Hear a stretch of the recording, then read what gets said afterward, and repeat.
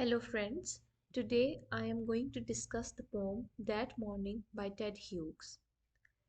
Before discussing the poem, I would like to introduce you to the poet Ted Hughes.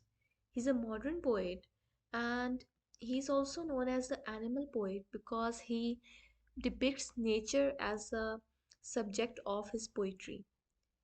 He is the person who believes that man have moved away from their natural instincts, so they must move towards nature again. So here the title is That Morning.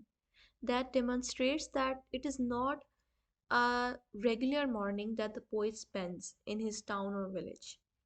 There is something unique in this morning. So we will see later in the poem because the poet, along with his son Nicola, is at River Alaska and they are enjoying the morning because the whole scene is serene and they are mesmerized by the beauty of salmon fishes. So, moving towards the first stanza, here the poet is along with his son Nicola. They are enjoying fishing and they are talking about when we came where the salmons were so many. Means they are in the river, they are seeing the salmons. There were so many salmons, they were steady, spaced, and far aimed on the inner map in England could add.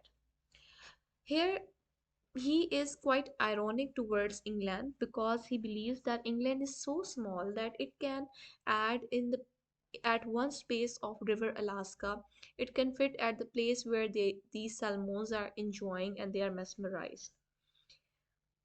Okay, then we can see the next stanza is about he's making a comparison of South Yorkshire his with River Alaska.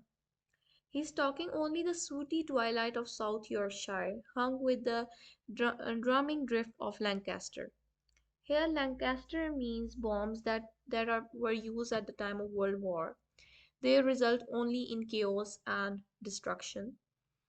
So he's talking about his hometown. Ted Hughes belongs to South Yorkshire, and when the poem was written, it was a time of urbanization and industrialization. So villages were turned into cities. So he's making comparison of an American state with his native village. Means we he believes that humans have destroyed nature by this process of industrialization. So nature is very disturbed. Hung with the drumming riff of Lancaster, he's talking about the wars that only created destruction. Now these wars doesn't only cause destruction physically, but they also psychologically impact people. People get traumatized and disturbed. They want wars to be over very soon. Till the world has seemed capsizing slowly. Means capsizing means confusion and chaos.